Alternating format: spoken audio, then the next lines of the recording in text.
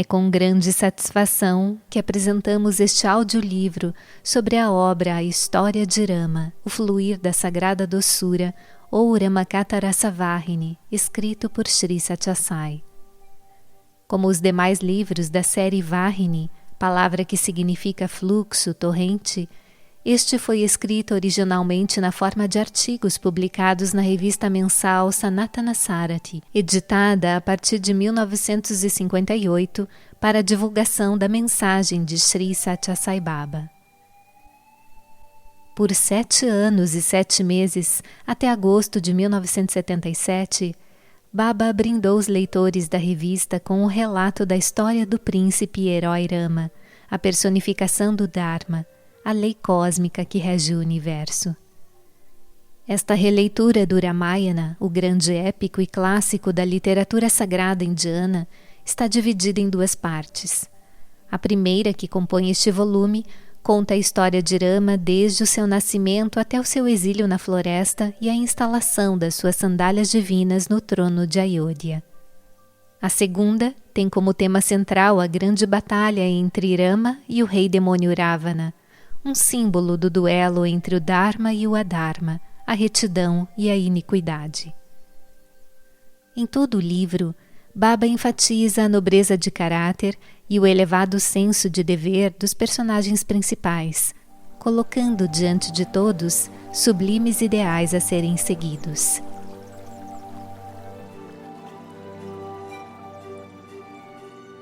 Por muitos séculos, a história de Rama tem sido para milhões de homens, mulheres e crianças fonte perene de consolo na tristeza, de vitalidade quando prostrados pela hesitação, de iluminação em meio à confusão, de inspiração em momentos de desânimo e de orientação em face de dúvidas. Trata-se de um drama intensamente humano, em que Deus interpreta o papel de homem e reúne em torno de si, no vasto palco do mundo, o perfeito e o imperfeito, o humano e o sub-humano, o besta e o demônio, para nos conferir, mediante preceitos e exemplos, a dádiva da suprema sabedoria. É uma história que toca ternamente o coração do homem, evocando ágeis e límpidas respostas em forma de comoção, piedade, exultação, adoração, êxtase e entrega, transformando-nos a partir do animal e do humano no divino, que é o nosso âmago. Nenhuma outra história na humanidade teve um impacto tão profundo sobre a mente do homem. Ela transcende os marcos da história e os limites geográficos. Moldou e sublimou os hábitos e as atitudes de gerações. O Ramayana, a história de Rama, tornou-se uma célula curativa na corrente sanguínea da humanidade em vastas áreas do globo. Enraizou-se na consciência dos povos, estimulando-os e impulsionando-os ao longo dos caminhos da verdade, da retidão, da paz e do amor. Por meio de lendas e canções de ninar, mitos e contos, dança e teatro, por meio da escultura, da música e da pintura, de rituais, poesia e símbolos, Rama tornou-se o alento, a bem-aventurança, o tesouro de incontáveis buscadores espirituais. E Sai Rama recapitulou aqui, com seu estilo próprio simples, doce e alentador, a sua trajetória divina como Rama. Que grande sorte a nossa termos em mãos esta narrativa divina para gravá-la em nossas mentes e imprimi-la em nossos corações. Palavras de Kasturi, editor da revista Sanatana Sarati.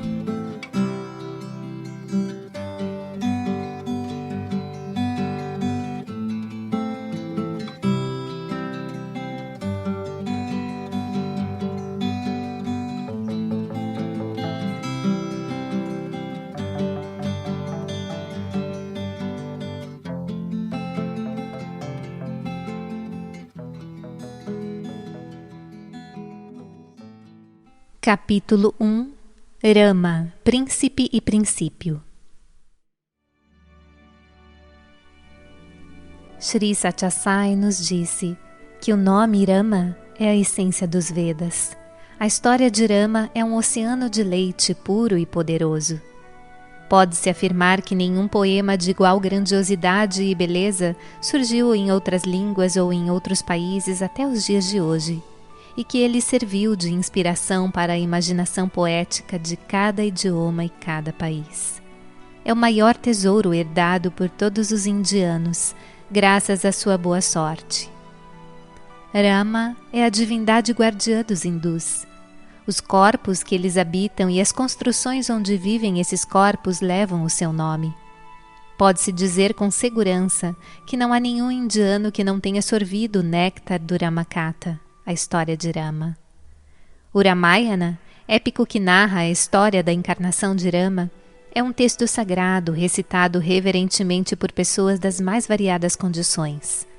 O erudito e o ignorante, o milionário e o mendigo. O nome, glorificado pelo Ramayana, purifica todo o mal e transforma o pecador. Ele revela a forma que o nome representa, uma forma tão encantadora quanto o próprio nome. O Oceano Azul e o Senhor Todo-Poderoso têm muito em comum. Assim como o mar é a fonte de todas as águas da terra, todos os seres nascem de Rama. Um mar sem água é irreal, um ser sem Rama é inexistente agora e sempre. O oceano é a morada do Todo-Poderoso, como proclamam os mitos e lendas que o descrevem reclinado sobre o oceano de leite. Esta é a razão pela qual Valmiki, o grande poeta que compôs o épico, deu o título de Kanda a cada um dos seus livros ou cantos. Kanda significa água, uma vasta extensão de água, e também cana-de-açúcar. Não importa quão torta seja uma cana-de-açúcar, isso não afeta a sua doçura, que permanece uniforme em qualquer pedaço que mastiguem. O fluir da história de Rama serpenteia ao redor de muitas curvas e reviravoltas, porém, a doçura da compaixão, da ternura e da piedade persiste sem diminuição ao longo de toda a narrativa. A corrente muda de direção e flui ao longo da tristeza, da surpresa, do ridículo, do temor, do terror, do amor, do desespero e da dialética. Mas a corrente principal subjacente é o amor ao Dharma e a compaixão que ele promove. O néctar na história de Rama é como o rio Sarayu, que se move silenciosamente ao lado da cidade de Ayodhya, onde Rama nasceu e reinou. O Sarayu tem a sua nascente no Lago da Mente, dos Himalaias, assim como esta história nasce no Lago da Mente. A corrente que flui de Rama traz a doçura da compaixão. A que flui de Lakshmana, seu devotado irmão e companheiro, possui a doçura da devoção. Assim como o rio Sarayu se une ao Ganges e as suas águas se misturam, também as correntes da terna compaixão e da devoção, as histórias de Rama e Lakshmana se mesclam no Ramayana. Entre elas, a compaixão e o amor compõem a imagem da glória de Rama. Essa imagem satisfaz o mais caro anseio do coração de cada indiano. Alcançá-la é a meta de todo esforço espiritual. O empenho do indivíduo representa apenas metade da busca. A outra metade consiste na graça de Deus. O homem se realiza tanto por esforço próprio como pelas bênçãos divinas. Essa realização o conduz através do escuro oceano das dualidades até o imanente e transcendente uno. O Ramayana deve ser lido não como o registro de uma trajetória humana, mas como a narrativa do advento e das atividades de um avatar, uma encarnação divina. O homem deve empenhar-se com determinação para realizar por meio da sua própria experiência os ideais revelados nessa narrativa. Deus é onisciente, onipresente e onipotente. As palavras que profere enquanto encarnado na forma humana e os atos que se digna praticar durante a sua jornada terrena são inescrutáveis e têm um significado extraordinário. Os preciosos mananciais que vertem da sua mensagem facilitam o caminho para a libertação da humanidade.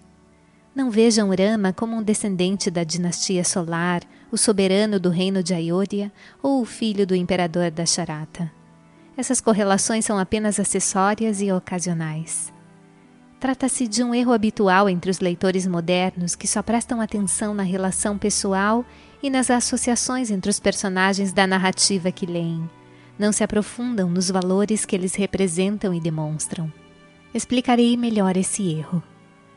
Dasharata, o pai de Rama, tinha 3 esposas. A primeira era assim e assim, a segunda tinha tal natureza e a terceira possuía tais atributos. As suas criadas eram feias assim. As guerras travadas por Dasharata caracterizavam-se por tais e tais peculiaridades e especialidades. Dessa maneira, a imaginação leva as pessoas a se desviarem para as regiões do trivial e do colorido, fazendo-as negligenciar o cerne valioso da narrativa. Elas não percebem que o estudo dessa história deve enriquecer a vida e torná-la significativa e meritória, em vez de satisfazer o apetite por fatos sem importância e ideias mesquinhas. A sua validade e o seu valor estão bem no âmago dos fatos, fertilizando-os como água subterrânea. Usem os óculos da adoração reverente e da firme dedicação. Então o olho os dotará com a sabedoria pura que libera e confere a eterna bem-aventurança.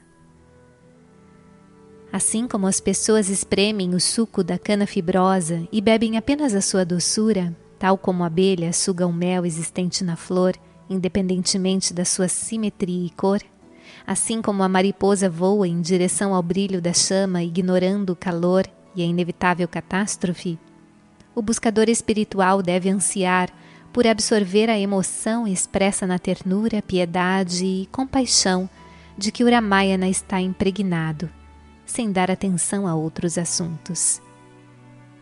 Quando se ingere uma fruta, descartam-se a casca, as sementes e a fibra. É próprio da natureza que as frutas tenham esses componentes. No entanto, nenhuma pessoa os comeria sob a alegação de que pagou por eles. Ninguém consegue engolir as sementes e digeri-las, ninguém mastiga a rija casca exterior.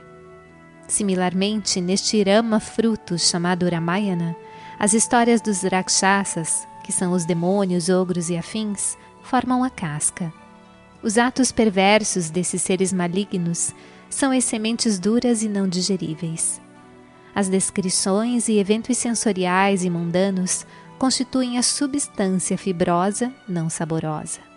São todos envoltórios do suculento alimento.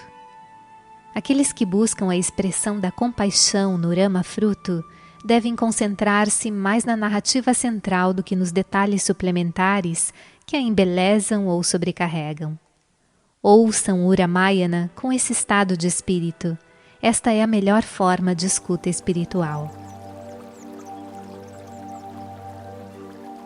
O papel dos sábios nas cortes reais. Certa ocasião, o imperador Parikshit caiu aos pés do sábio Shuka e pediu-lhe orientação a respeito de uma questão que estava lhe causando uma terrível dúvida.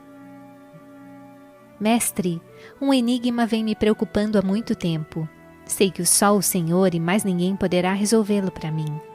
Ouvi as narrativas das vidas dos meus antepassados, desde o mais antigo, o grande Manu, até os dos meus avós e do meu pai. E estudando essas histórias cuidadosamente, observei que em cada uma delas há uma menção de sábios ligados ao monarca. Alguns santos eruditos que eram membros da corte participavam das audiências e sessões oficiais e partilhavam dos assuntos do governo.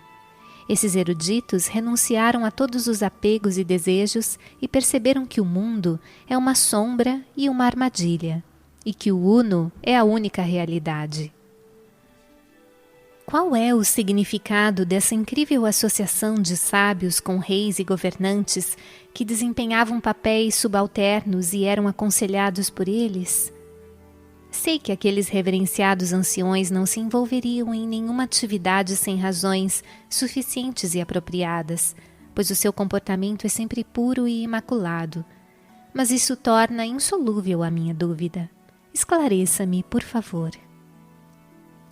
O sábio riu e respondeu: O senhor fez uma ótima pergunta, sem dúvida. Escute, Os grandes sábios e santos eruditos estão sempre ávidos por compartilhar com os seus semelhantes a verdade que compreenderam, a experiência santificante que conquistaram, as elevadas ações que tiveram o privilégio de realizar e a graça divina que receberam por terem sido escolhidos. Eles buscam estar próximos daqueles que estão encarregados da administração e daqueles que têm competência para governar povos, com a intenção de usá-los como instrumentos para estabelecer e garantir a paz e a prosperidade na terra. Implantam em suas mentes ideais elevados e maneiras piedosas de alcançá-los. Estimulam a prática de ações corretas em conformidade com leis justas. Os monarcas convidavam e recebiam com alegria os sábios e procuravam os eruditos, implorando-lhes que ficassem em suas cortes, de modo que pudessem aprender com eles a arte de governar e agir conforme os seus conselhos. O monarca era o mestre e o guardião do povo. Então os sábios passavam os dias na sua companhia com o estimável propósito de realizar, por meio dele, o desejo dos seus corações. Que todos os mundos sejam felizes. Ansiavam por ver a felicidade e a paz se espalharem pelo mundo inteiro. Por isso, buscavam munir os reis de todas as virtudes, provê-los de todos os códigos morais de disciplina, armá-los com todos os ramos do conhecimento para que pudessem reinar com eficiência e sabedoria, o que traria consequências benéficas para si mesmos e para os seus súditos. Havia também outras razões. Escute. Eles sabiam que aquele que dá alegria à humanidade, o mentor da moral humana, o líder da dinastia solar, o residente no céu da eterna bem-aventurança, nasceria em uma linhagem real. Os sábios, dotados da visão que lhes permitia prever eventos, tiveram acesso às cortes dos governantes para que pudessem experimentar a bem-aventurança do contato com a encarnação quando ela viesse. Receavam não poder obter tal acesso mais tarde, temiam perder a bem-aventurança que bem poderiam alcançar. Beneficiando-se da sua visão do futuro, estabeleceram-se na capital real, no meio da comunidade, esperando ansiosamente pelo advento. A esse venerável grupo pertenciam Vashishta, Vishvamitra, Garga, Agastya e outros sábios. Eles não tinham desejos, eram soberanos da renúncia. Não buscavam nada de ninguém e estavam sempre contentes. Apareciam nas salas de audiência dos imperadores, não para polemizar e ostentar a erudição, para receber os presentes caros oferecidos aos participantes dos debates e aos convidados, ou para se engalanarem com os onerosos títulos que esses patronos conferiam aos seus preferidos. Mas almejavam, em vez disso, obter a bem-aventurança da visão do Senhor e uma oportunidade de sustentar o Dharma em assuntos humanos. Não possuíam nenhum outro objetivo. Os reis também estavam imersos em pensamentos divinos naqueles dias. Aproximavam-se dos eremitas e dos sábios em seus retiros, a fim de aprender com eles os meios de tornar os seus súditos felizes e contentes. Frequentemente os convidavam a ir aos seus palácios e os consultavam acerca das formas e maneiras de se realizar um bom governo. Naquela época, haviam sábios sem apego ao eu e eruditos sem ânsia de poder. Tais eram os homens que forneciam conselhos aos reis. Em consequência, não havia escassez de alimentos, de vestuário, de moradia ou de boa saúde para o povo do reino. Todos os dias eram festivos. Todas as portas eram decoradas com grinaldas verdes. O governante sentia que o seu dever mais sagrado era promover o bem-estar do seu povo. E os súditos também sentiam que o governante era o coração do corpo político. Tinham plena fé em que ele era tão precioso quanto os seus próprios corações e o valorizavam como tal, reverenciavam-no e prestavam-lhe a homenagem da gratidão. Assim, dessa forma clara e direta, o sábio Shuka explicou o papel dos sábios nas cortes reais perante a grande assistência que estava sentada ao seu redor. Vocês perceberam que em tudo o que fizerem, em qualquer companhia que escolherem, os grandes estarão sempre no caminho da retidão, no caminho do divino? Os seus atos promoverão o bem-estar do mundo inteiro. Assim, quando o Ramayana ou outras narrativas do divino são recitadas ou lidas, deve-se fixar atenção na majestade e no mistério de Deus, na verdade e na honestidade inerente a eles e na prática de tais qualidades na vida diária. Não se deve dar importância a assuntos supérfluos. Os meios e a forma de cada um cumprir o seu dever constituem a lição fundamental a ser aprendida. Quando surge, em uma forma, para a sustentação do Dharma, Deus se comporta de maneira humana. Ele tem que fazer isso. Precisa expor aos homens a vida ideal e conceder-lhes a experiência da alegria e da paz. Os seus movimentos e passatempos podem parecer comuns e banais aos olhos de algumas pessoas. No entanto, cada um deles será uma expressão de beleza, verdade, bondade, alegria e exaltação. Cativará o mundo com o seu encanto e purificará o coração daquele que o contemplar. Superará e dominará todas as agitações da mente, rasgará o véu da ilusão e encherá a consciência de doçura. Não pode haver nada de comum nem de banal nas trajetórias dos avatares. Tudo o que se vê e se considera como sendo dessa natureza é, na verdade, supra-humano, sobrenatural, merecedor de imensa reverência. A história de Rama não é a história de um indivíduo, é a história do universo. Rama é a personificação da base universal existente em todos os seres. Ele está em tudo, durante todo o tempo, em todo o espaço. A sua história não trata de um período que está no passado, e sim no presente e no futuro sem fim, no tempo eterno sem princípio. Nenhuma formiga pode morder sem a vontade de Rama. Nenhuma folha pode cair do seu galho sem que Rama assim o determine. O espaço, o vento, o fogo, a água, a terra, os 5 elementos que compõem o universo, comportam-se como se o temessem e operam em sintonia com as suas ordens.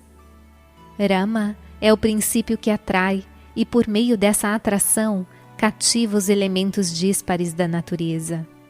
A atração que um exerce sobre o outro é que faz o universo existir e funcionar. Tal é o princípio de Rama, sem o qual o cosmos se tornaria o caos. Daí provém o axioma: sem Rama não haveria panorama, o universo.